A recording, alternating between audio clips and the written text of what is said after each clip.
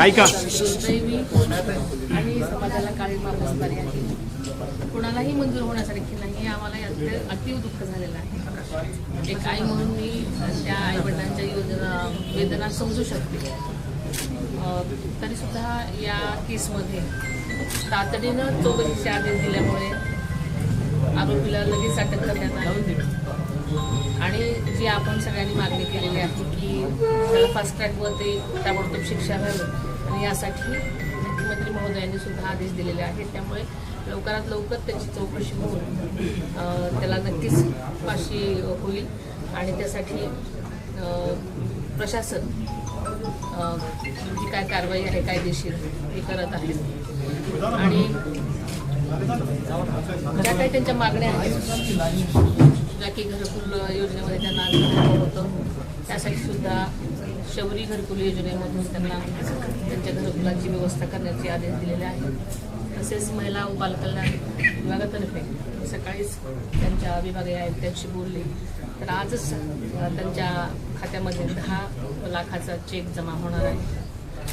मनोधैर्य योजनेच्या अंतर्गत हायमासची त्यांनी मागणी केलेली आहे की त्याची पण ते पण लवकरात लवकर उभं करण्यासाठी आम्ही असे आदेश दिलेले आहेत. शासन सर्वतोपरी या सगळ्या गोष्टींच्या चौकशीच्या सुद्धा आदेश दिलेले आहेत आणि अशा काही घटना घडू नये म्हणून सदैव तत्पर आहे. आपल्याला माहिती आहे की या केसमध्ये पोलिसांनी सुद्धा अतिशय चांगली कामगिरी करून लवकरात लवकर आरोपीला अटक केलेली आहे आणि पुढच्या गोष्टींसाठी कारवाई करण्याचे आदेश दिलेलेच आहेत. त्यामुळे लवकरात लवकर त्या नक्कीच केसचा सुद्धा निकाल लागेल अशी मला आशा आहे. सरकार सदैवच आपल्या जनतेच्या पाठीशी खंबीरपणे उभी आहे. कधीही कुणाला वाटत नाही की अशा घटना व्हाव्यात, पण अलीकडे वारंवार अशा घटना होत आहेत. यासाठी सरकार तर सतर्क आहेच आहे, पण जनतेने सुद्धा अशा घटना घडू नये यासाठी सहकार्य करण्याची अत्यंत आवश्यकता आहे आणि ते आपण करावं अशी माझी सुद्धा ही स्वतःची इच्छा आहे. एक पालकमंत्री म्हणून मी सदैव तुमच्या सगळ्यांच्याच पाठीशी आहे. काही झालं तर नक्कीच त्याची दखल अत्यंत वेगाने मी घेण्यासाठी माझे प्रयत्न असतात. याही केसमध्ये तात्काळ मी चौकशीचे आदेश दिले होते आणि लगेच फक्त मी प्रत्यक्ष ठिकाणी आलेले नव्हते, पण माझा रोज सगळ्यांशी प्रशासनाशी कॉन्टॅक्ट आहे. त्यामुळे नक्कीच लवकरात लवकर जी काही मागणी आहे पूर्ण होईल अशी मला आशा आहे. नसपूर घटनेनंतर अशा घटना सारख्या होत आहेत तर समाजाला काय प्रबोधन सांगा किंवा काय मेसेज? मी आता सांगितलं की म्हणजे सरकार तर सतर्क आहेच आहे. अशा घटना घडू नये म्हणून सर्वतोपरी ते प्रयत्न करतच आहे, पण समाजाने सुद्धा अशा गोष्टी घडू नयेत म्हणून सजगतेने बघण्याची गरज आहे.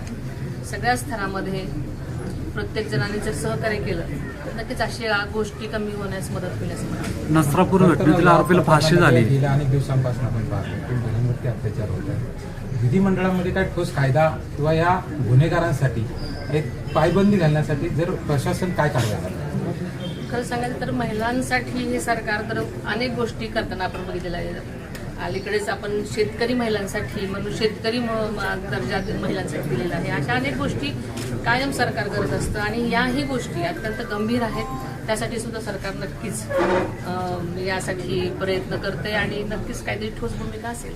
नसरापूरच्या शक्ती कायद्याचा जो वारंवार मागणी केली जाते महिलांच्या सुरक्षेसाठी, तुम्ही येत्या काळामध्ये विधान परिषदेत विधानसभेमध्ये या मुद्द्याची मागणी आहे? या मुद्द्यासाठी आम्ही सगळेजणच प्रयत्न करत आहोत. नक्कीच काही वर्षांमध्ये काही दिवसामध्ये याच्यावरती विचार केला जाईल. नसरापूरच्या आरोपीला फाशी शिक्षा झालेली आहे म्हणजे सुनावलेली आहे, परंतु अजून फाशी नाही झाली. त्याच्याबद्दल काय सांगता? त्यासाठी सुद्धा कायदेशीररित्या कारवाई सुरू आहे. तिची दिरंगाई होते त्याच्याबद्दल काय करता? म्हणजे लवकरात लवकर होण्यासाठी आमचे सुद्धा प्रयत्न आहेत. तसे आदेशही दिलेले आहेत मुख्यमंत्री साहेबांनी. त्यामुळे लवकरच काही दिवसांनी निकाल लागण्याची शक्यता आहे.